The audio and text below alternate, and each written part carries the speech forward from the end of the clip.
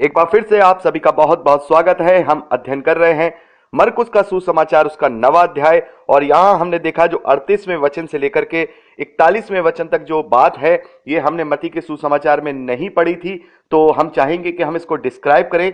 तो यहां पर हमने देखा कि एक मनुष्य है, यूहन्ना अपने गुरु यानी प्रभु यीशु मसीह से कहता है कि हमने एक ऐसे मनुष्य को देखा है जो आपके नाम से दुष्ट आत्माओं को निकालता है, लेकिन वो हम उसको कहते हैं कि हमारे पीछे हो, लेकिन वो हमारे पीछे नहीं आता। तब प्रभु यीशु मसीह से समझाते हैं कि जो कोई मेरे नाम से कोई भी कार्य करता है तो फिर वो मेरा विरोध नहीं कर सकता, क्योंकि वो मेरी सामर्थ को जानता है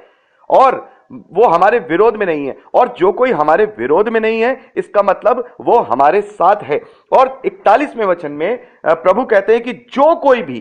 कोई भी मनुष्य इस कारण से, यानी मेरे कारण से, प्रभु के कारण से, कि हाँ ये मसीह के फॉलोअर हैं, ये मसीह को जानते हैं, ये मसीह को मानने वाले हैं, इस कारण को जान करके अगर वो तुम्हें एक कटोरा पानी भी अगर तुम्हें पिला देता है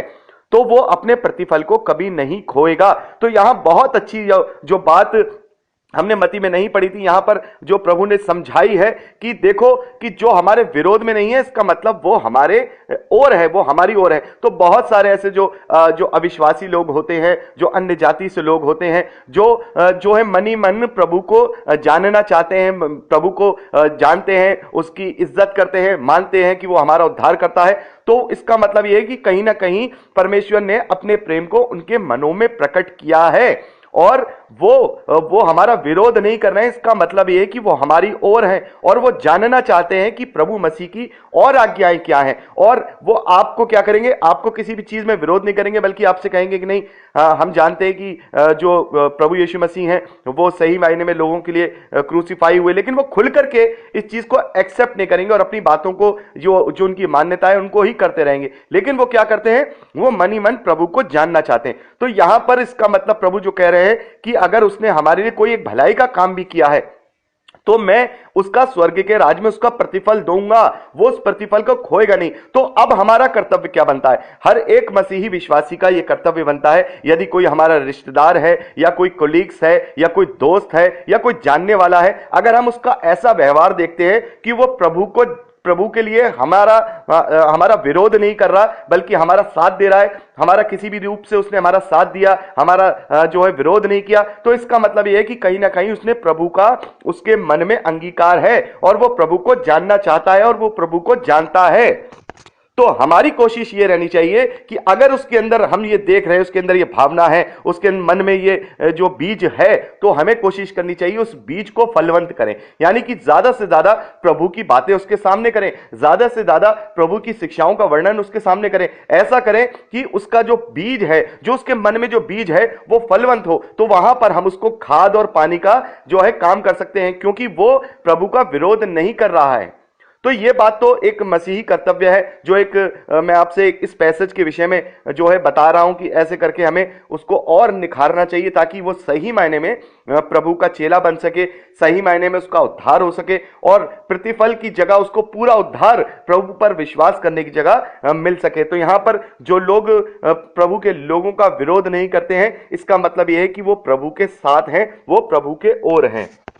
यानी कि यहां पर उन विश्वासियों के विषय में कहा जा रहा है जो अपनी मान्यताओं को तो मानते हैं, जैसे मान लीजिए कोई अविश्वासी है, किसी दूसरे धर्म का है, लेकिन फिर भी वो अपने लिए जो है जो प्रेरित लोग होते हैं, जो जो जो प्राचीन लोग होते हैं, उनसे अपने लिए प्रार्थना करवाते हैं, प्रार्थना सभा में आते हैं। तो ऐसे लोगों के मन में जो है प्रभु के लिए उनका विश्वास तो होता है, लेकिन वो निखारने की उन्हें जरूरत होती है। मैं आपको एक बहुत ही अच्छी गवाही अपने जीवन की देता हूं, आज से 7 या 8 साल पहले की, इससे भी ज्यादा पुरानी, शायद 10 साल पुरानी एक गवाही है। मेरी पत्नी है और उनकी एक फ्रेंड थी जो उनके साथ काम किया करती थी, और वो अन्य जाति से थी। और एक दिन ऐसे ही मीटिंग हो रही थी कहीं पर, हम लोग गए थे, मीटिंग्स में हम लोग जाया करते थे, और वो जो मीटिंग थी बहुत ही प्रार्थना की और बहुत ही अच्छी, वहां पर एनॉइंटिंग वाली मीटिंग थी वो। तो वहां पर प्रार्थनाएं हो रही थी, चंगाई के लिए प्रार्थनाएं हो रही थी, बहुत सारी चीजों के लिए प्रार्थनाएं हो रही थी। तो वहां ऐसा मुझे हम लोगों को महसूस हुआ कि यहां पर जो है पवित्र आत्मा की उपस्थिति वहां पर थी। तो उस वक्त ना जाने कब मेरी पत्नी को ख्याल आया कि जो उसकी फ्रेंड थी उसको जो है कई बार उसको मिसकैरेज हो गया था, उसके पास कोई बच्चा नहीं था। तो उसको उसका ख्याल आया कि हम इसको जो है मैं उसको फोन करूं, वो उस वक्त यहाँ उपस्थित नहीं है। तो उसको फोन करूं और वो भी प्रार्थना में, उसके लिए भी प्रार्थना हो। तो यहां पर उसने, मेरी पत्नी ने क्या किया, उसको अपनी फ्रेंड को फोन लगाया और फोन लगा करके उससे कहा कि देखो यहां पर प्रार्थना हो रही है और बहुत अच्छी यहां पर परमेश्वर की उपस्थिति है और तुम मेरे साथ साथ प्रार्थना करो और बोलो मेरे साथ और प्रार्थना करके, और हो सकता है कि परमेश्वर तुम पर अपना अनुग्रह करे। तो उसको प्रार्थना करना नहीं आ रहा था क्योंकि वो अन्य जाति से थी, तो उसको प्रार्थना करना नहीं आ रहा था। तो वो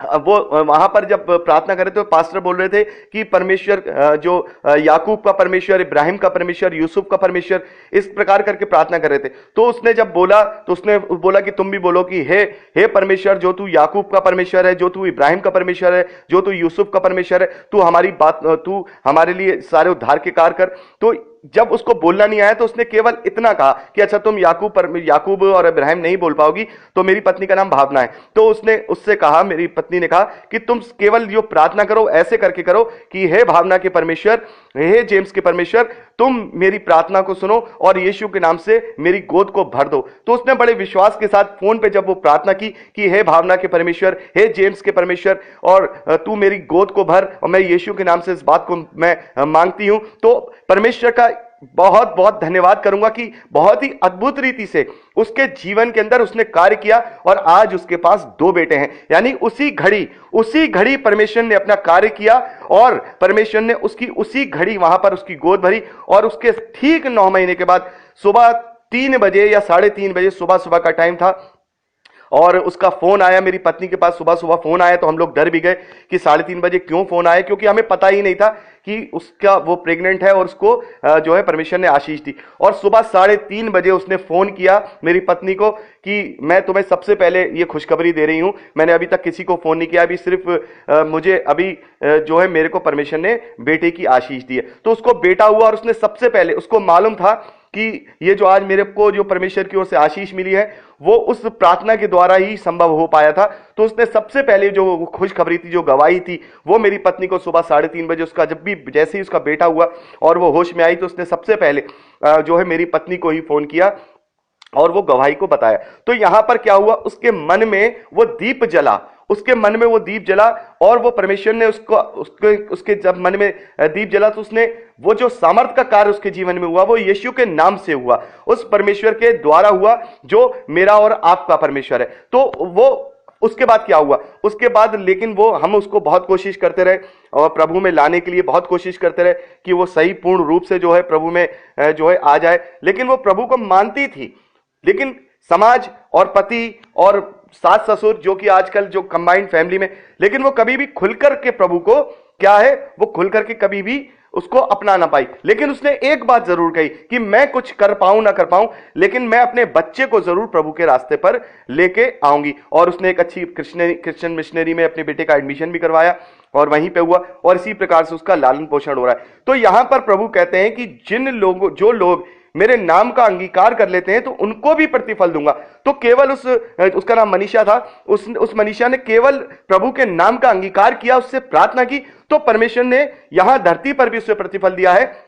और जबकि उसने ये चीज अपने मन में ठानी है कि मैं अपने बेटे को उस रास्ते पे चलाऊंगी और परमेश्वर उसकी सहायता करेगा। अभी तो हमसे बहुत दूर है और हम कभी कभी उससे बात भी नहीं कर पाते क्योंकि काफी उनका जो है ट्रांसफर हो गया, बहुत दूर हमसे हो गया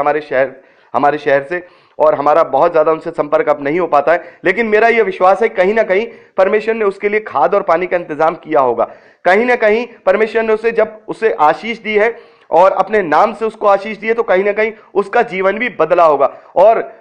जरूर उसके जीवन के अंदर परमेश्वर ने अपना कार्य किया होगा। तो यहां पर जो पैसेज है वो यही है कि किसी भी रीति से अगर कोई हमारा साथ देता है या हमें कहीं भी किसी भी प्रकार से, यहां तो केवल 1 कटोरा पानी के विषय में ही प्रभु यीशु मसीह कह रहे हैं कि केवल 1 कटोरा पानी भी तुम्हें अगर मेरे कारण तुम्हें कोई पिलाता है तो वो अपने प्रतिफल को कभी नहीं खोएगा। तो इतना बड़ा हमारे प्रभु का प्रेम है कि केवल उसके विश्वास के द्वारा ही उसके विश्वास के द्वारा ही वो बड़े बड़े कार्यों को करता है और उनके जीवनों को बदल देता है। तो यहां पर हर एक मसीही विश्वासी का यह कर्तव्य है